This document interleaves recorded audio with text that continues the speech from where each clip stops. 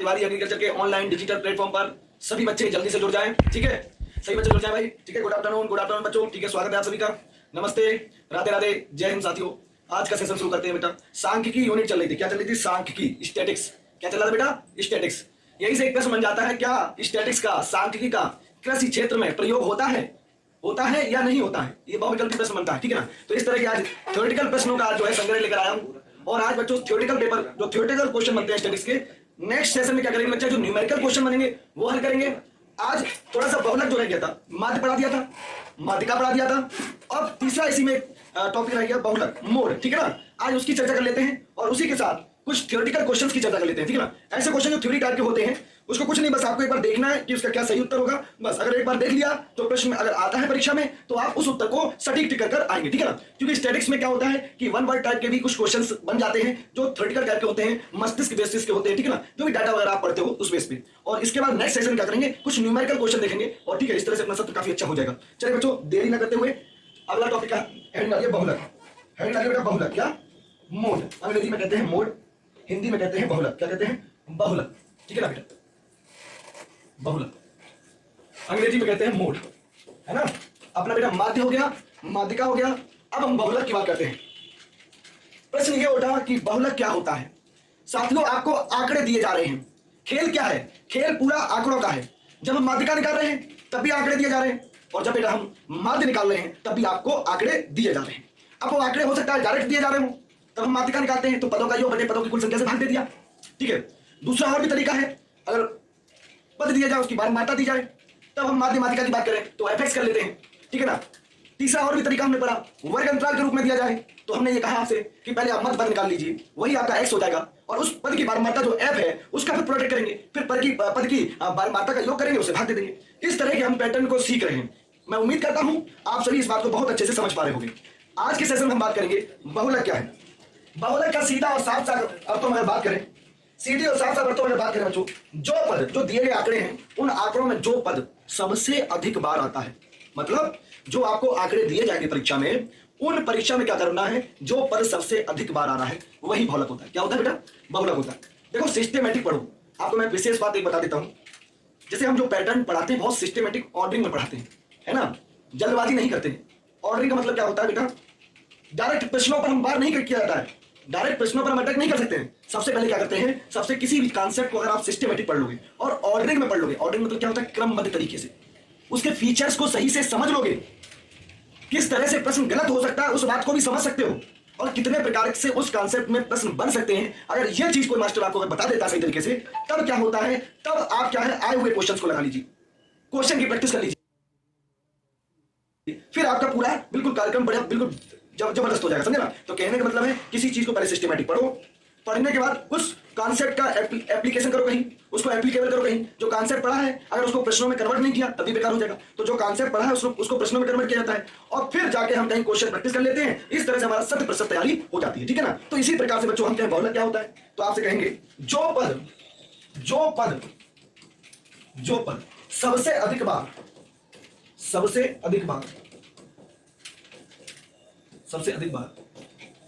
जो पद सबसे अधिक बार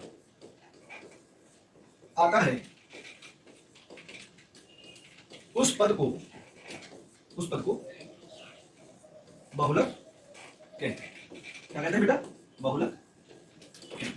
क्या कहा बेटा? जैसे अगर हम कोई आपको आंकड़ा दे रहे बेटा, ध्यान देना, 1 5 5 7 8 9 9 9 11 आपको आंकड़े दिए, कुछ मैंने डाटा दिए हैं। अब हमने कहा बहुलक याद करो, बहुलक होगा।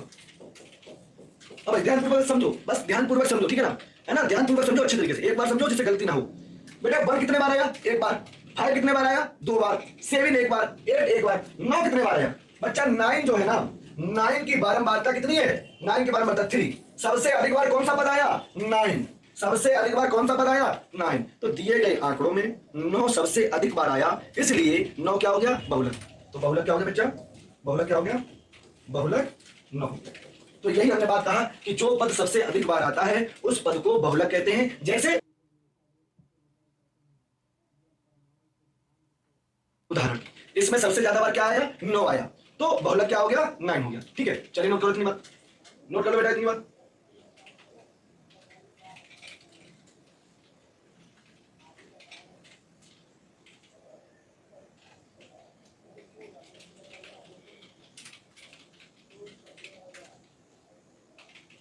ठीक है, तो पहले चैप्टर का नाम डालिए बहुलक, इंग्लिश में मोड कहते हैं।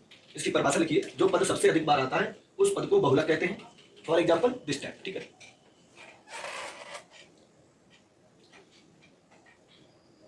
इतनी बात नोट कर लो।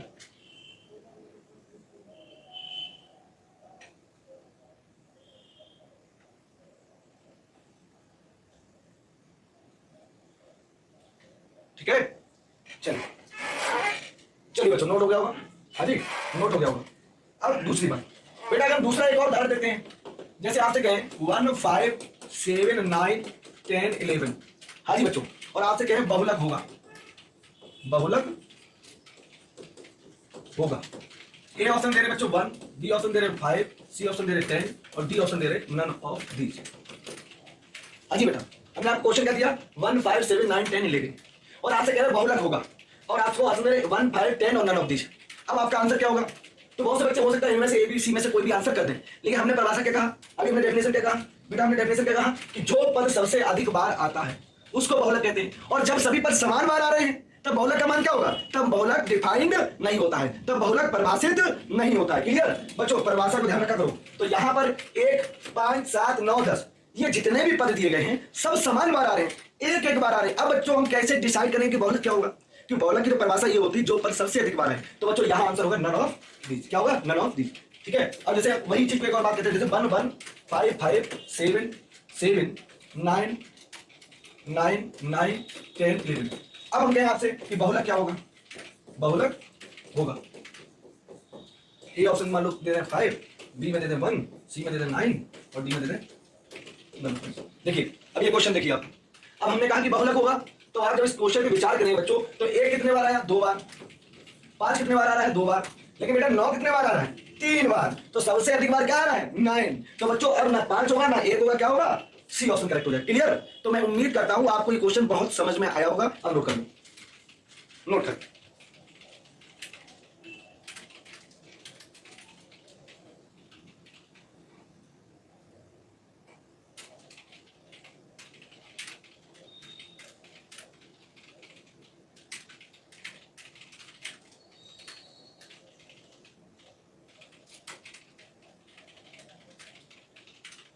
ठीक है, चलिए। हाँ जी, अब एक दूसरा टाइप 2। ये तो पहला टाइप था, अब 2 मतलब अब उसमें जो प्रश्न ये है कि निम्न सारणी से बहुलक ज्ञात करो। प्रश्न जो है वो ध्यान से सुनिए। निम्न सारणी से बहुलक, निम्न सारणी से बहुलक ज्ञात करो। ठीक है, अब आपको एक सारणी दे रहे हैं, सारणी दे रहे हैं वर्ग अंतराल में। जैसे वर्ग अंतराल में सारणी दे रहे हैं आपको, वर्ग अंतराल में आपको हम सारणी दे रहे हैं। सारणी क्या है? सारणी क्या बेटा? 120 से 125 है ना, एक आंकड़ा 125 से 130, 130 से 135, 135 से 140, 140 से 145 और 145 से 150, मतलब 150 तक। 150 और 150 से 155, एक और आंकड़ा दे रहे हैं 150 से 155 और इनकी बारंबारता दे रहे बच्चों 2 5 2 5 8 2 5 8 15 25 15 और 25 15 और 25 10 5 10 और 5। बेटा ध्यान देना, अब आपसे कह रहा है कि बहुलक ज्ञात करो। क्या कह रहा है? बहुलक ज्ञात करो। बच्चों इसमें फार्मूला आएगा, बहुलक के लिए बच्चा फार्मूला आएगा। बेटा ध्यान देना, जब इस तरह से वर्ग अंतराल में आपको आंकड़े दिए जाए और तब बच्चों बहुलक का फार्मूला होता है L1 plus F minus F1 2F minus का F1 माइनस का F2 L2 माइनस L1। बेटा क्या होता है? L1 plus F minus F1 2F minus F minus के F2 L2 माइनस L1। अब प्रश्न ये उठा बच्चों, ध्यान देना, अब प्रश्न ये उठा कि सर हम ये मान कहां से लाएंगे? आपका प्रश्न ये उठना चाहिए कि सर इसमें L1 क्या है, L2 क्या है, स्मॉल f क्या है, F1 क्या है, F2 क्या है। ये आपके अंतरात्मा से ये प्रश्न उठने चाहिए। अगर आप एक विद्यार्थी हैं, तर्क शक्ति वाले हैं, तो ये प्रश्न उठेंगे, स्वाभाविक है। सबसे पहले ये बताओ, हमने बहुलक क्या कहा कि जो भी आंकड़ा दिए गए आंकड़ों में या जो भी पद दिए गए आंकड़ों में सबसे अधिक बार आता है उस पद को क्या कहते हैं बेटा? उस पद को कहते हैं बहुलक। कितनी बात क्लियर है? अब मुझे बेटा बताओ होशियार साथियों, ये आंकड़ा कितने बार आया है? 2 बार। ये वाला कितने बार आया? 5 बार। 35 वाला कितना आया? 8 बार। ये वाला कितना आया? 25 बार। ये कितने बार आया? 10 बार। ये कितने बार आया? 5 बार। बच्चों ध्यान देना, ये वाला डाटा कितने बार आया है? 25 बार, है ना? तो सबसे अधिक बार कौन सा आया है? सबसे अधिक बार, सबसे अधिक बार, सबसे अधिक बार ये वाला डाटा आया।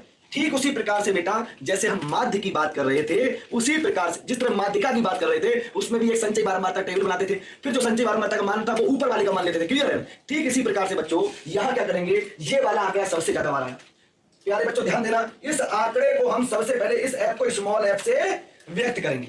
तो बेटा अभी प्रश्न में कहा कि आपके जहन में सवाल आना चाहिए, सर स्मॉल एफ क्या है? तो स्मॉल एफ का मान जो होता है, जिस पद की बारंबारता सबसे ज्यादा होती है उस पद का मान होता है स्मॉल एफ। तो इस पद का मान कितना हो गया? Small F. तो स्मॉल एफ बराबर 25। याद रखिए, एक ही सवाल सफिशियंट है, सिर्फ समझने का खेल है।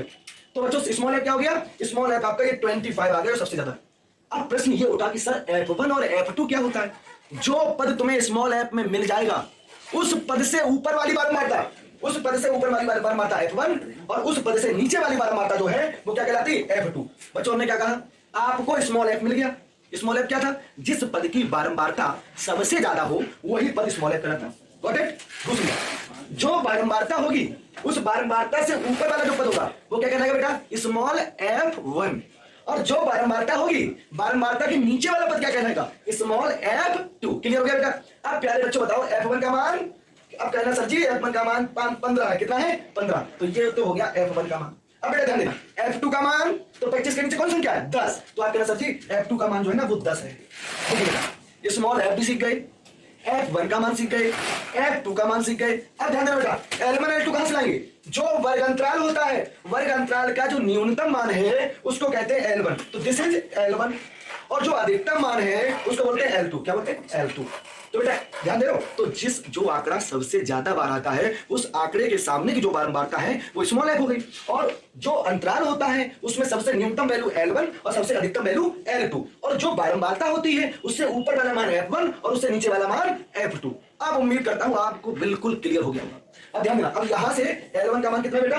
L1 का मान 140 140, और L2 का मान बच्चा, L2 का मान है बेटा 145। अब हम क्या करते हैं, अब ये जो डाटा मिले हैं इन डाटा को, इन आंकड़ों को सूत्र में लगा देते हैं। L1 का मान 140 लिख दीजिए, 140 प्लस स्मॉल एफ का मान बेटा कहां गया? स्मॉल एफ 25, तो ये 25 कर दीजिए, माइनस F1 मतलब 15 कर दीजिए, और फिर यहां पे 2 टाइम्स ऑफ एफ। बच्चों यहां 25 दूनी 50। पहले हम इसी तरह शॉर्ट में लिखेंगे, लॉन्ग में लिखेंगे 2 × 50 माइनस F1 का मान 15, अजी F1 का मान 15 और F2 का मान माइनस के 10, और उसके बाद L2 माइनस L1। L2 का मान कहा गया बेटा 145 और माइनस का 140। इतनी बात क्लियर? मिल गए सारे डाटा? बस यही तो बात थी, इसी को कहते हैं बच्चा बहुलक का मान ज्ञात करना, बहुलक का मान ज्ञात करना। अब बच्चों ध्यान, अब इसको सिंपलीफाई कर लो। ये तो 140 है, और ये ध्यान देना बच्चों 25 में से 15 गया, कितना बचा? इसको सॉल्व कर लेते हैं। ये आ जाएगा 15 10 25 तो 10 आएगा, और ये कितना आया? ये बच्चों 5 आएगा, है ना? और ये कितना आएगा? ये आएगा 50 दूनी 100,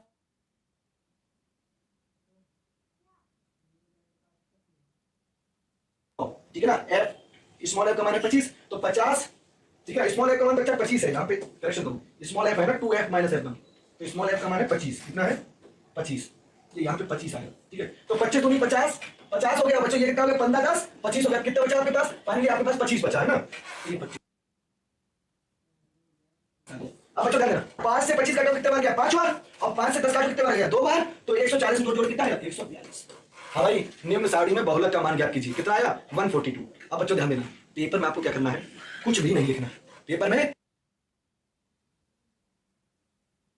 ये सब डाटा दिए जाएंगे आपको पेपर में। आप क्या करेंगे? आप सिर्फ और सिर्फ फार्मूला याद रखिए, L1 plus F minus F1, F minus F1, 2F minus F1 minus F2, L2 minus L1। अब प्रश्न यह है, स्मॉल एफ अगर आपने ढूंढ लिया तो सारे मान मिल जाएंगे। जैसे स्मॉल एफ हमने ढूंढा क्या? 25, जो सबसे ज्यादा बार आएगा वो क्या होगा? Small F. अब उसके ऊपर वाला जो मान है वो F1 और उसके नीचे वाला मान है वो F2।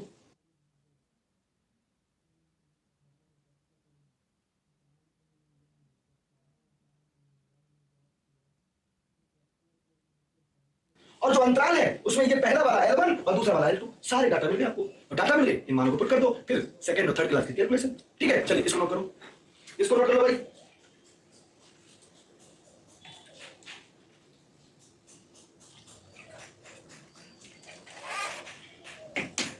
कर लो भाई, आराम से नोट करो।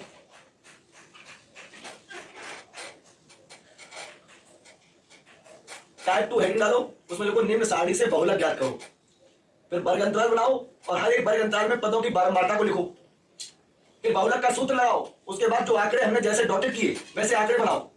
वर्ग अंतराल में जो सबसे न्यूनतम मान होता है वो L1 और सबसे अधिकतम मान होता है वो L2, और जो मान जितने बार रिपीट होता है सबसे अधिक बारंबारता होती है स्मॉल है, उसके ऊपर जो बारंबारता होती है स्मॉल f1 और उसके जो नीचे नीचे बारंबारता होती है स्मॉल f2।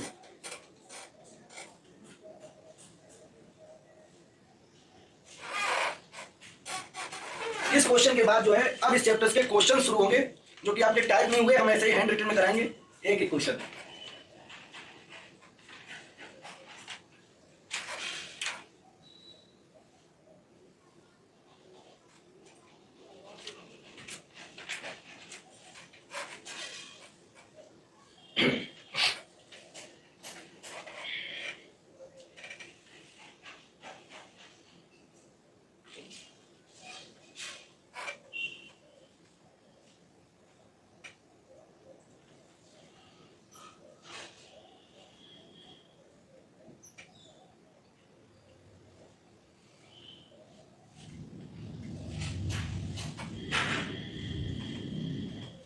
ठीक है, चलिए उम्मीद करता हूं सभी बच्चों ने डाटा वगैरह लिख लिए होंगे, नोट कर लिए होंगे। ठीक है, और नहीं तो वीडियो ऐप में पड़ी रहेगी, आप जो है इसको रिवाइंड कर सकते हैं, बैक कर सकते हैं। ठीक, कोई दिक्कत नहीं। चलिए अब हम क्वेश्चंस की श्रृंखला पर चलते हैं। हाँ जी, इस तरह से आपका स्टैटिक्स में नंबर 1 माध्य हो गया, उसके तीनों प्रकार के प्रश्न हो गए। एक साधारण आंकड़ा वाले, दूसरे आंकड़ों के साथ उसकी बारंबारता वाले, तीसरे वर्ग अंतराल और बारंबारता वाले। ऐसे समझ रहे हो? तो वर्ग अंतराल में क्या करते थे हम, x का मान पहले क्या करते थे मध्य पद और फिर वो बारंबारता गुणा करते थे, फिर एडिटिव जो करते थे वही सॉल्व टाइप 2 में बदल जाता था। ठीक है ना। सेकेंडरी हमने क्या पढ़ लिया, सेकंड चैप्टर हमने पढ़ा बच्चा माध्यिका, है ना। माध्यिका भी बहुत अच्छे से समझ लिया। हम पहले पदों की संख्या गिनते हैं और पदों की संख्या अगर विषम है, पदों की संख्या अगर विषम है तो कितने मध्य पद होंगे, तो एक मध्य पद होगा। और विशेष जो ध्यान रखते हैं वो ये होता है, बहुत जल्दी प्रश्न ये बना कि माध्यिका ज्ञात करने के लिए जो आंकड़े होते हैं वो किस क्रम में लेते हैं, तो आप हमेशा कहना आरोही क्रम में। आरोही मतलब आरोहण, है ना। आरोहण मतलब किसी पहाड़ को चढ़ना, चढ़ना मतलब है कि मान को बढ़ते हुए क्रम में लिखना। ठीक है ना। तो आरोही क्रम में जब लिख लेंगे तब हम जाके ये देखेंगे कि वो मध्य पद है कहां, समझे ना। नहीं तो पद गलत हो जाएगा, समझ रहे मेरी बात। और उसमें बच्चों एक वर्ग अंतराल का रूप था और एक हमारा साधारण रूप था। ठीक है, तो अच्छा दूसरा एक और तरीका था, अगर उसमें सम पद है, सम संख्या है तो कितने मध्य पद होंगे, तो बच्चों 2 मध्य पद होते थे। उसमें एक n/2 वहां पर और एक n/2 + 1 पद। ठीक है, और जब विषम पद होते तब n + 1/2 आता। बच्चों ये इसलिए कहते थे विषम पद में n + 1/2 पद। सीधी सी बात है, अगर कोई विषम संख्या है, मान लो ये 3 है, विषम संख्या में जब 1 जोड़ोगे तभी तो 2 से पूरा पर भाग जाएगा। विषम संख्या में यदि आप 1 जोड़ दोगे तो सम संख्या बन जाएगी, इसीलिए कोई रटा नहीं जाएगा, इसीलिए इसमें कहते थे n + 1/2 जब n हमारा ऑड नंबर हो। ठीक है ना, कोई दिक्कत नहीं। उसके बाद हमने आज क्या पढ़ लिया, आज के सेशन हमने ये पढ़ लिया कि सर जी बहुलक क्या होता है ना। तो बहुलक में आपने प्रश्न ये उठाया कि जो भी पद दिए गए आंकड़ों में सबसे अधिक बार आता है वह पद हमारा बहुलक कहलाता है। और यदि आंकड़ों में सभी पद समान बार आए, है ना, अगर सभी पद एक बार आ रहे हैं, सभी पद दो बार आ रहे हैं, तो कहेंगे सर जी बहुलक जो है ना डिफाइंड नहीं होगा, बहुलक जो है ना परिभाषित नहीं होगा। तो ऑप्शन में बेटा नन ऑफ दीज लगा होगा, वो टिक कर देंगे। इतनी बात होगी। दूसरी बात है बारंबार वर्ग अंतराल में, वर्ग अंतराल की जो फॉर्म अभी दी गई थी, अगर वो फॉर्म दी जाए और आपसे कहा जाए बहुलक ज्ञात करो, तब भी हम फॉर्मूला लगाकर बहुलक ज्ञात कर लेंगे। अब हम कुछ आपके आज जो है आपके थ्योरेटिकल क्वेश्चन लेके आए स्टैटिक्स में, जो हम देखे हैं आपके प्रीवियस ईयर पर्चे जो है उसमें थ्योरेटिकल क्वेश्चन भी दे देता है। तो पता चला हमने इतनी मेहनत करी, सवाल आने बेटा 2 ही, ठीक है ना, इससे ज्यादा नहीं आएंगे। बताओ इस यूनिट से 2 सवाल आने और हम लोगों ने इतना काम किया, पता चला थ्योरेटिकल में उसने कोई ऐसे भौतिक भी बना दिया, सारा खेल खत्म हो गया। तो इससे अच्छा है वो क्वेश्चन जो रह गए हैं उनको हम थ्योरेटिकल वे में न्यूमेरिकल वे में ब्रेक कर लेते हैं। ठीक है, चलिए जैसे पहला प्रश्न है, जैसे बच्चों आपके सेशन में पहला प्रश्न है कि शब्द स्टैटिक्स का प्रयोग होता है।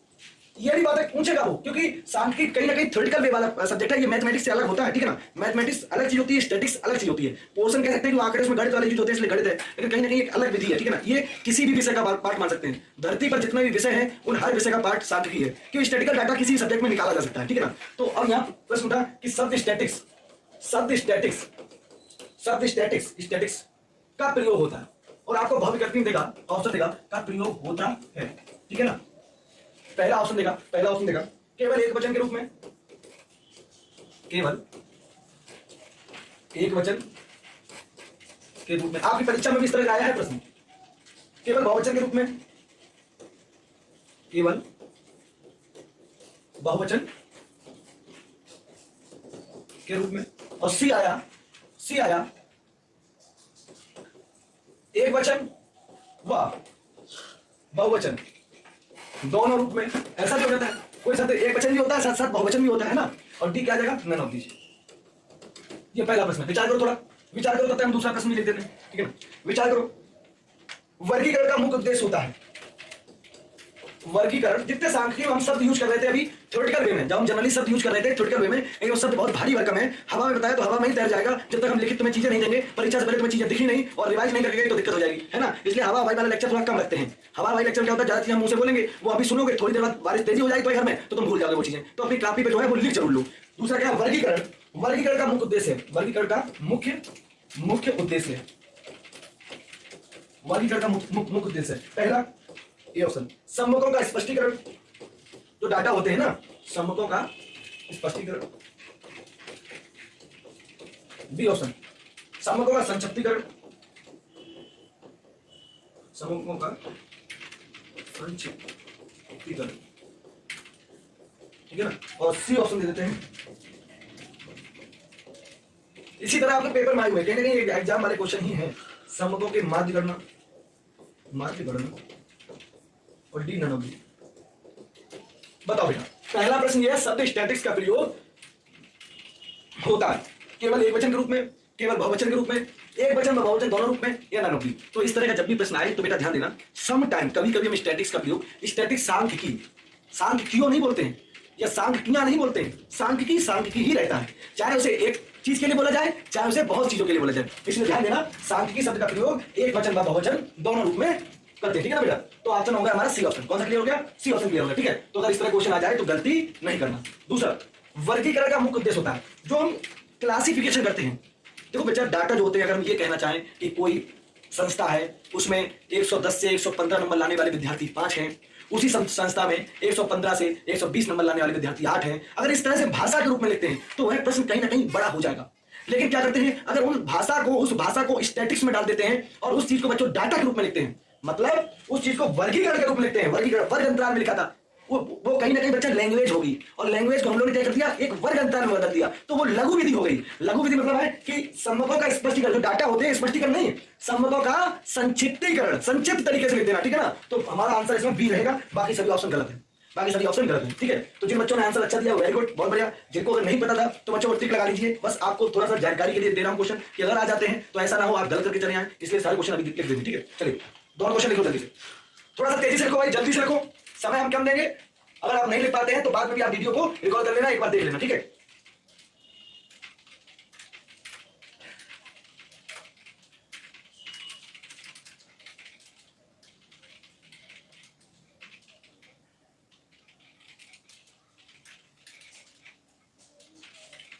ठीक है, तो लिखिए शब्द स्टैटिक्स का प्रयोग होता है, तो क्या है, आप सीधा ऑप्शन ना भी बनाए, आप सीधा आंसर लिखें एक वचन बहुवचन दोनों रूप में।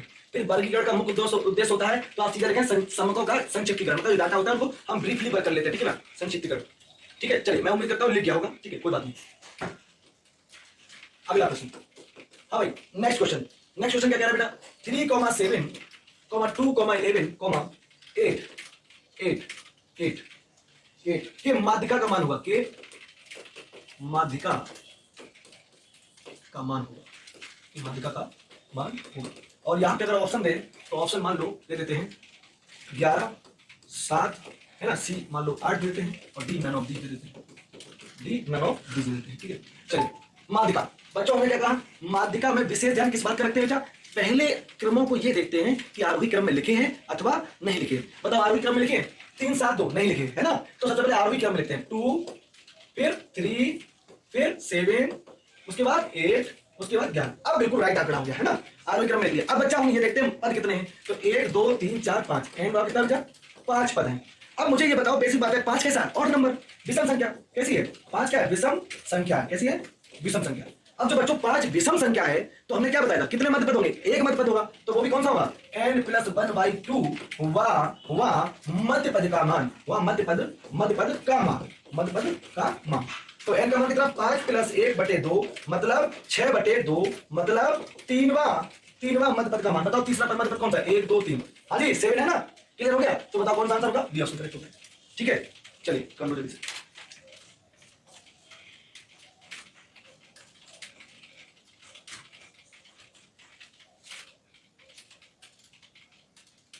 नोट कर लो बच्चों, जल्दी से नोट करो, फिर अगला क्वेश्चन का।